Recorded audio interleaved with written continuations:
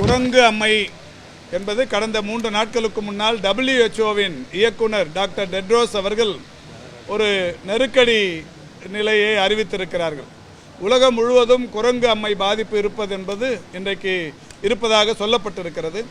நேற்றைக்கு முன்தினம் இந்தியாவின் மக்கள் நல்வாழ்வுத்துறை அமைச்சர் மரியாதைக்குரிய நட்டா அவர்கள் ஒரு கூட்டத்தை நடத்தி ஆய்வு செய்து இந்தியாவில் குரங்கு அம்மை பாதிப்பு இல்லை என்றும் அறிவித்திருக்கிறார்கள்.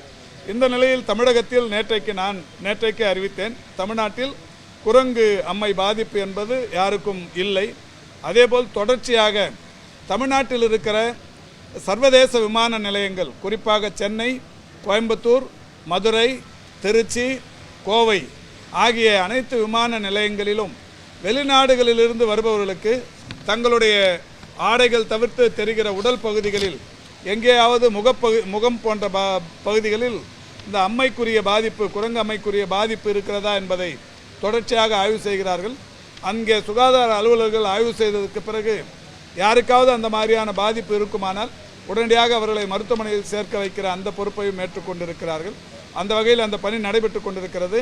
நாளையோ நாளை மறுநாளோ டிபிஹெச் வெளியூருக்கு சென்றிருக்கிறார். அவர் வந்தவுடன் நான் சென்னை விமான நிலையத்திற்கு சென்று எப்படி ஆய்வு செய்யப்படுகிறது என்பதை நேரில் கண்காணிக்கவிருக்கிறோம்.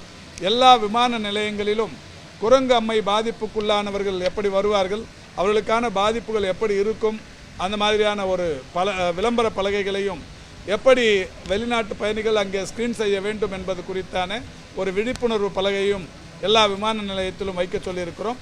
நாளை மறுநாள் நான் நேரடியாக ஆய்வு செய்யவிருக்கிறேன். செய்திகளை உடனுக்குடனும் துல்லியமாகவும் தெரிந்து கொள்ள சப்ஸ்கிரைப் பண்ணுங்க.